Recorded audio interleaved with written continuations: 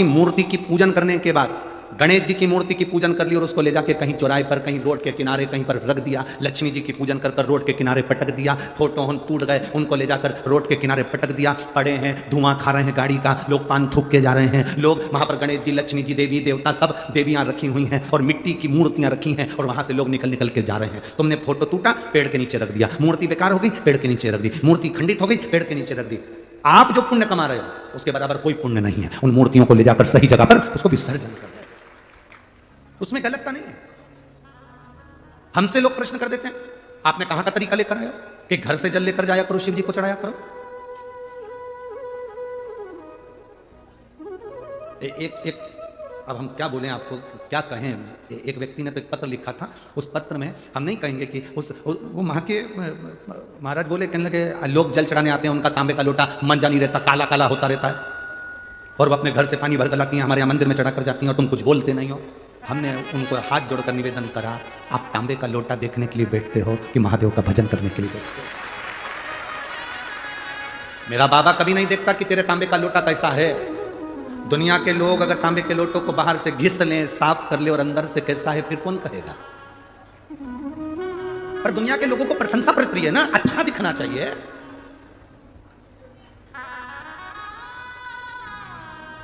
अच्छा दिखे उनको।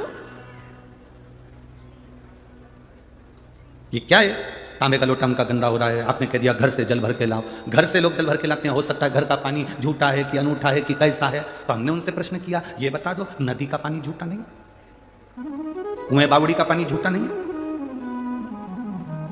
तेरी पूजा में दूध ले आई, उसे बछड़ा झूठा। तेरी पूजा में दूध ले आई, उसे बछड़ा भी झूठा। गाय का दूध निकालने वाले पहले बछड़े को छोड़ता है। गाय का बछड़ा मुंह लगाता है दूध में, मां के थन में, तब वो दूध नीचे आता है, तब बछड़े को हटाया जाता है, दूध निकाला जाता है। दूध झूठा। तेरी सेवा में जल ले आई, उसे मछली भी झूठा। कीड़ा मकोड़ा, मछली, जलचर, चाहे ट्यूबवेल का पानी हो, चाहे हापसी का पानी हो, चाहे तालाब का पानी हो, चाहे बावड़ी का पानी हो, चाहे सरोवर का पानी हो, उसे कोई ना कोई झूठा जरूर करता है।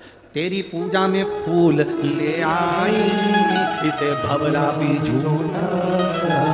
फूल चढ़ा रहे हैं, उसको भंवरे ने झूठा करा। बेलपत्र चढ़ा रहे हैं, उसको इल्ली ने झूठा करा। पक्षी झूठा करता है।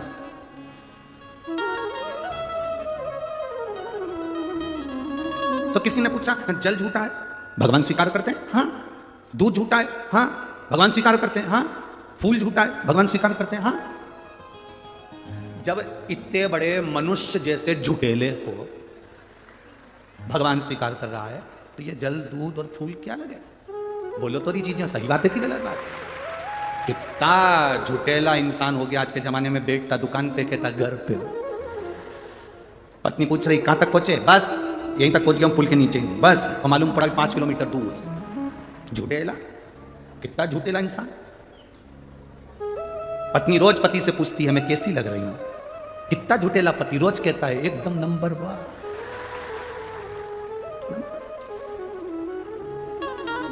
वो तो जब मर के ऊपर गया तब उसको नरक में भेजा, तो उसने भगवान से कहा मैंने रोज शंकर जी को 1 लोटा जल चढ़ाया था, मैंने रोज भजन करा था, भूखे को भोजन कराया, प्यासे को पानी पिलाया, फिर मुझे नरक क्यों भेजा जा रहा है? तो चित्रगुप्त महाराज ने कह दिया तूने रोज प्रतिदिन झूठ बोला। मैंने कभी जिंदगी में झूठ नहीं बोला। कहां का झूठ बोला? तेरी पत्नी तैयार होकर तेरे सामने आती थी और तुझसे पूछती थी मैं कैसी लग रही। बोल क्या बोलता था? अच्छी लग रही है, सब बोलता था। दिल से बता तुझे अच्छी लगती थी?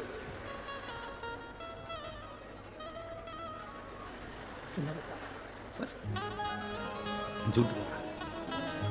कभी कभी अनायास पुण्य हो जाता है, कभी कभी अनायास पाप हो जाता है। एक अनायास पुण्य, एक गाड़ी चलाने वाला ड्राइवर मर गया और मरने के बाद सीधे बैकुंठ गया। अब बैकुंठ का दरवाजा बंद था, लाइन लगी हुई थी, सब एक के पीछे खड़े हुए थे।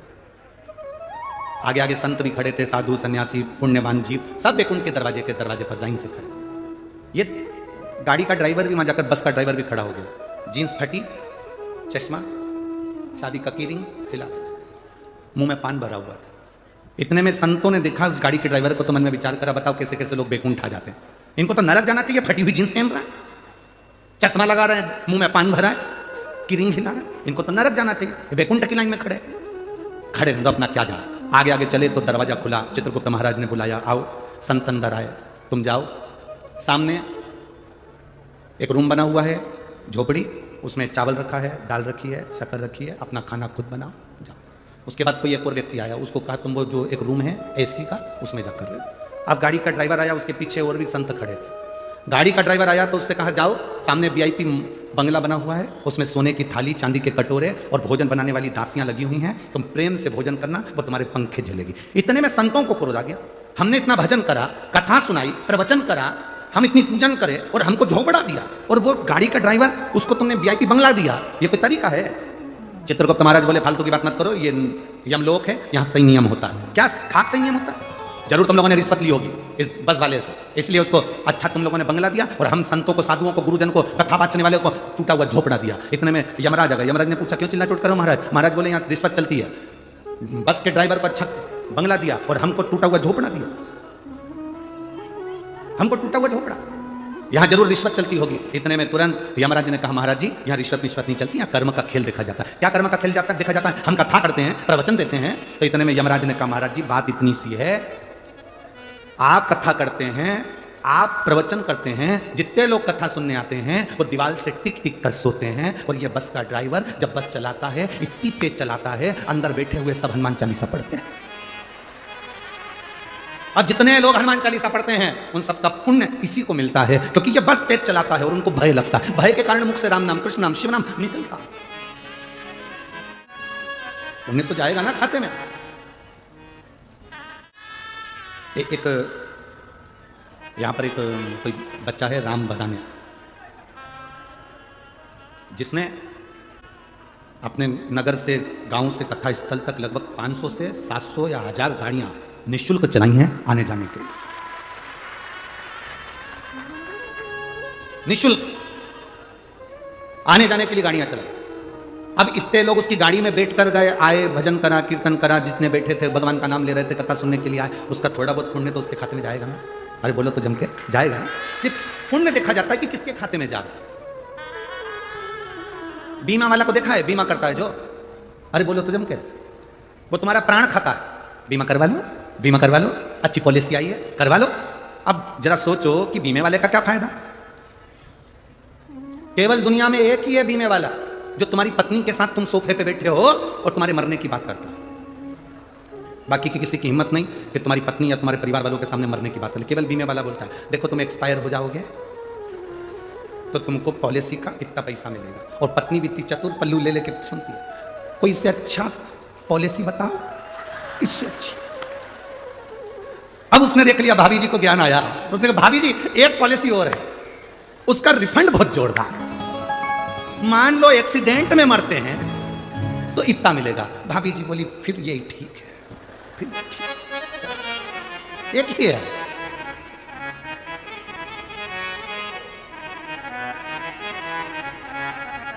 अरे भाई बीमे वाले का क्या फायदा होता है? तो कब बीमा करवाते हैं तो उसका जो कुछ 1-8% छोटा सा पैसा उसके खाते में आता है।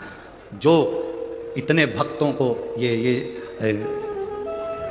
दादा बाबू से हों, आविष्कार जी हों, अनूप अग्रवाल जी हों, बाला साहब बदाने जी हों, सुभाष जी भामरे जी हों और चेतन जी मंडोरा जी हों, ये अगर कथा करवाए हैं, इतने भक्त कथा सुन रहे हैं, तो इसका थोड़ा पुण्य इनके खाते में जरूर जाता है, ये निश्चित जो करवा रहा है।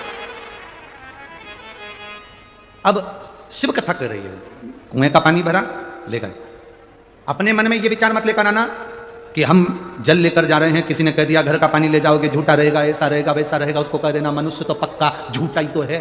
जब भगवान इस मनुष्य जैसे झूठे व्यक्ति को स्वीकार कर सकते हैं तो भगवान मेरे घर का एक लोटा जल भी स्वीकार कर सकते हैं। झूठा ही तो मनुष्य है।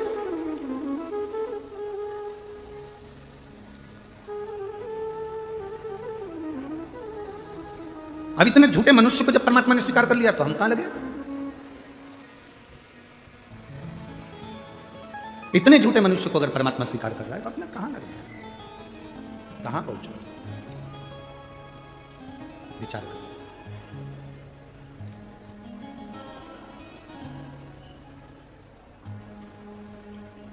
शिव कथा कर रही है, भगवान शंकर का चरित्र कर रहा है। एक माँ ने एक पत्र लिखा है, उस पत्र में लिखा, किसी माँ ने उसके बच्चा नहीं हो रहा था, और बच्चा नहीं हो रहा था तो उसने प्रयोग करा, और प्रयोग कर बच्चा हो भी गया, गर्भ में बच्चा आ भी गया, जन्म भी ले लिया, और जन्म लेने के बाद उस बच्चे को एक तो हृदय में छेद बता दिया, दूसरा उस बच्चे को जब वो बच्चा बहुत ज़्यादा बीमार रहने लगा तो हॉस्पिटल लेकर गए तो उस बच्चे के एक गठान बता दिया। अब 1.5 महीने के बच्चे को लेकर वो माँ हॉस्पिटल में गई अपनी सास के साथ।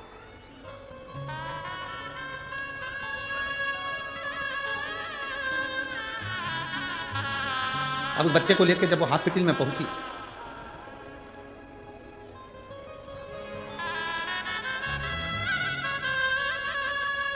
योगिता दीपक सोनबड़े नंदुरबार से आए हैं। हमारी बच्ची को भी लेके आए हैं। गुरुदेव, 17 अक्टूबर 2022 को बच्चे ने जन्म लिया था। उसके जन्म के बाद में बच्चा ठीक था, पर एकदम उसको तकलीफ हुई, 1.5 महीने का हो गया था। तब उसको हम दिखाने डॉक्टर के यहाँ लेकर गए। डॉक्टर के यहाँ लेकर गए तो उस बच्चे के पेट के अंतर्गत एक गठान बता था। गठान थी 3 mm की, 3 mm की गठान थी। डॉक्टर ने कहा इसका ऑपरेशन करना पड़ेगा और ये गठान बच्चे की निकालना पड़ेगी, इसलिए इसको तकलीफ हो रही है। दूसरे हॉस्पिटल गए, वहाँ पर भी गठान बताई। तीसरे हॉस्पिटल गए, वहाँ पर भी गठान बताई। अब करें क्या? 1.5 महीने की बच्ची, उसका ऑपरेशन बड़ा कठिन। तब मेरी सास ने कहा इस बच्ची को तो अपन शंकर जी को ही दे दो। हम शिव जी के मंदिर पर उस बच्ची को डॉक्टर को दिखाकर वापस लिया है। हॉस्पिटल में हमने ऑपरेशन नहीं कराया। रोज शिव जी को जल चढ़ाते, दूध चढ़ाते, उस दूध को लेकर आते, बच्ची को 2 बूंद दूध पिला देते। 1.5 महीने की बच्ची को पानी कहाँ पिलाएं? दूध पिला देते। कटोरी में जो दूध बचता था उस दूध को मैं खुद पी जाती थी। माँ लिख रही है उस दूध को मैं पी जाती थी, क्योंकि एक बार गुरुजी आपने कथा में कहा था बच्चा अगर जल नहीं पी सकता तो उस जल को माँ पिए, माँ के स्तन से जो दूध निकलेगा उस दूध में वो जल मिला हुआ आएगा और बच्चा ठीक होगा। मैंने उस दूध को पीना चालू कर दिया, शिव जी के जल को पीना चालू कर दिया। और गुरुदेव, मैं बाबा का क्या गुणगान करूं। हम दूसरी बार बच्चे की जांच कराने के लिए गए तो 22 दिन के बाद मालूम पड़ा कि बच्चे की गठान गल चुकी थी, उसकी गांठ नहीं। 1.5 महीने के बच्चे का ऑपरेशन कराएं तो कराएं कैसे? एक विश्वास, एक भरोसा, एक दृढ़ता जाएंगे।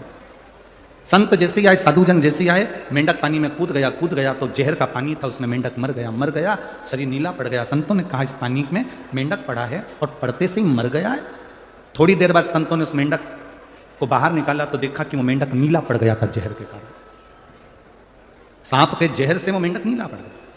तब उनको लगा इस मेंढक ने अपने प्राणों को हमारे लिए त्यागा है। ध्यान लगाकर देखा कि आखिर कारण क्या था, तो उन्होंने ध्यान लगाकर देखा कि वो सांप जहर उगल दिया था पानी में, पानी पूरा जहरीला हो गया था। इसी पानी से शिव जी का स्नान होता था, इसी पानी से संत पानी पीते थे। मेंढक ने हमारे लिए प्राणों को त्यागा। संतों ने मेंढक के ऊपर अपना हाथ की छत्र छाया कर, और मेंढक के ऊपर छत्र छाया कर कहा इस मेंढक को जीवित होना है। हमारा तप बल, हमने जो पूजन सेवा अर्चना करी उसका बल सामने आया, मेंढक जीवित हुआ। मेंढक जीवित हुआ तो संतों ने उसकी वाणी दे दी। मेंढक मनुष्य की वाणी में बोलता है, पानी में जहर गिर गया था इसलिए मैं उसमें जाकर अपने प्राणों को त्याग दिया, मुझे क्षमा करना। आप जो जहर का पानी शंकर जी को चढ़ाते मुझे अच्छा नहीं लगता। ये जहरीला पानी आप भगवान को चढ़ाएं, यह हमें अच्छा नहीं लगेगा।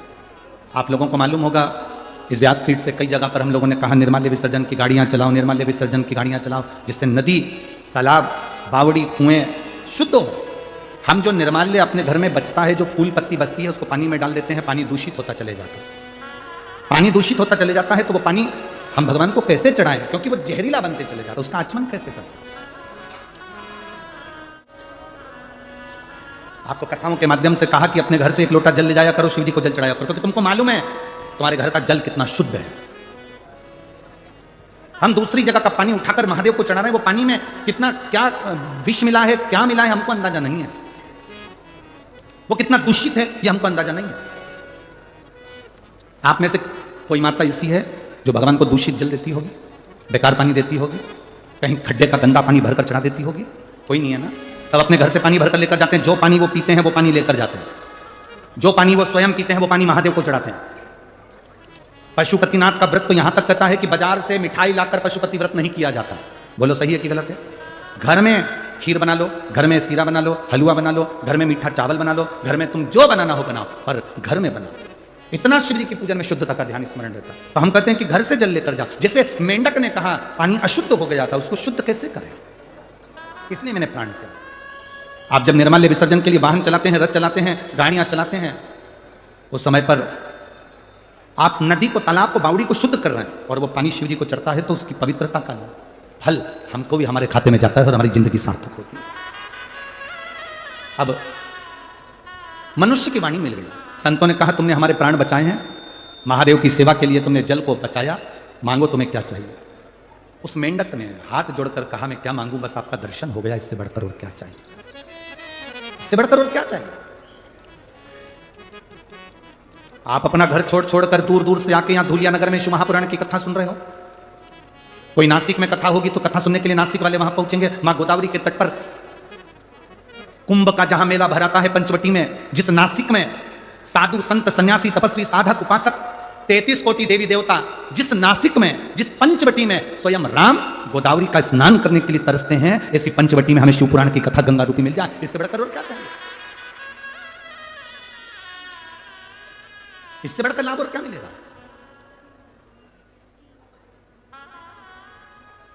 महाराज शिव महापुराण की कथा कर रहे,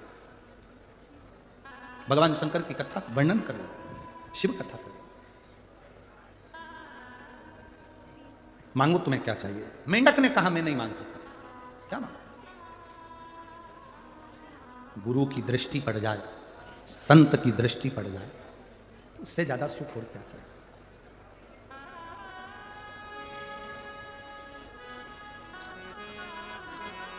अब संतों ने कहा मांगना तो पड़ेगा, क्योंकि किसी गुरु का जब दर्शन होता है तुम नी भी मांगते तो परमात्मा खुद दे देता है।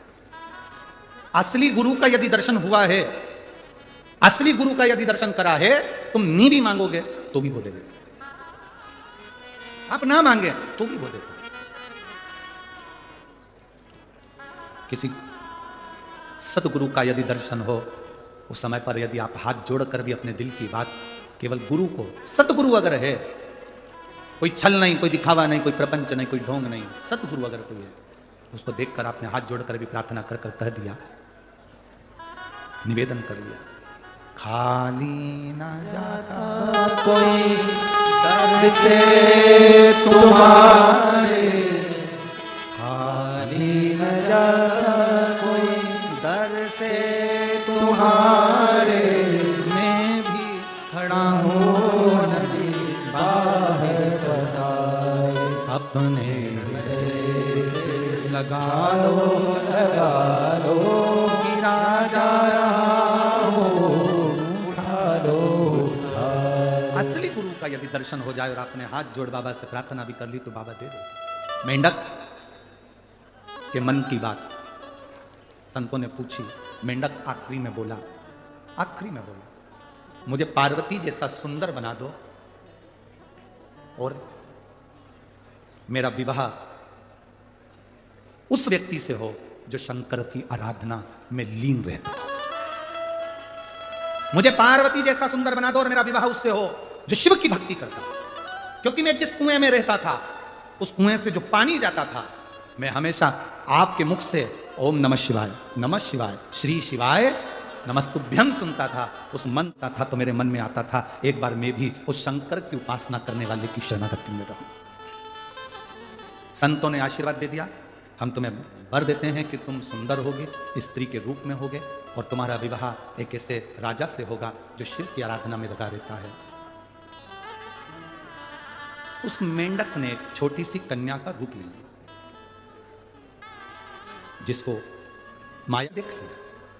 मायासुर की संतान नहीं थी तो वो उस कन्या को ले आया। कन्या का ध्यान लगाकर एक दिन मायासुर बैठा था कि यह कन्या किसकी है, तो उसके ध्यान में आया कि ये तो पूर्व जन्म में मंदोक थी। मंदोक संस्कृत में मेंढक को कहते, ये पूर्व समय में मंदोक थी। मंदोक को संस्कृत में, मेंढक को संस्कृत में मंदोक कहा गया, ये मंदोक थी। तो मायासुर ने, मय दानव ने अपनी बेटी का नाम मंदोक, जो मेंढक को कहा जाता था, उसको मंदोदरी रख दिया। क्या नाम रखा? मंदोदरी। वो मंदोदरी का विवाह शंकर भगवान की आराधना करने वाले लंकाधिपति रावण से हो गया, जो शिव की आराधना में थी, जो शिव की भक्ति में डूबा हुआ। भगवान शंकर की आराधना में जो हर पल, हर घड़ी, हर क्षण निश्चित रूप से डूबा रहता है, वो शिव की आराधना करने वाले से इसका विवाह।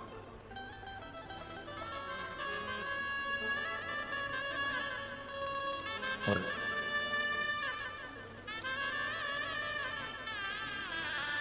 रावण की भक्ति थी। मंदोदरी कई बार रावण को समझाती थी कि तुम शंकर की आराधना करते हो, तुम समझो नहीं। रावण के पास में वैभव बहुत था, धन बहुत था, सत्ता बहुत थी, संपदा बहुत थी, बस एक कमी थी रावण के पास। रावण के पास में एक चीज की कमी थी। क्या कमी थी रावण के पास में? उसको ज्ञान देने वाले अच्छे नहीं थे। राम जी के पास में ना धन था युद्ध के समय पर, ना हाथी था, ना घोड़ा था, ना रथ था।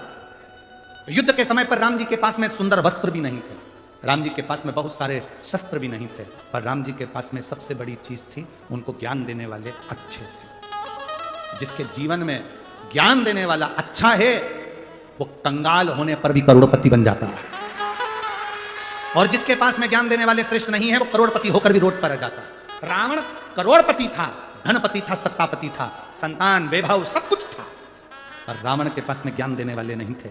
जब रावण ने पूछा सभा में बैठकर, राम जी सेना लेकर आ रहे हैं बंदरों की, मेरे सभासद, मुझे ज्ञान देने वाले जितने भी बैठे थे विद्वान, उनसे पूछा मेरे लिए आज्ञा करो कि राम सेना लेकर आ रहे हैं तो क्या करना पड़ेगा। तो इतने में जितने बैठे थे ज्ञान देने वाले वो सब खड़े हो गए। उन्होंने कहा आन दो, ऐसे एरे तेरे बंदरों को तो अपन सब निचोड़ के खा जाएंगे।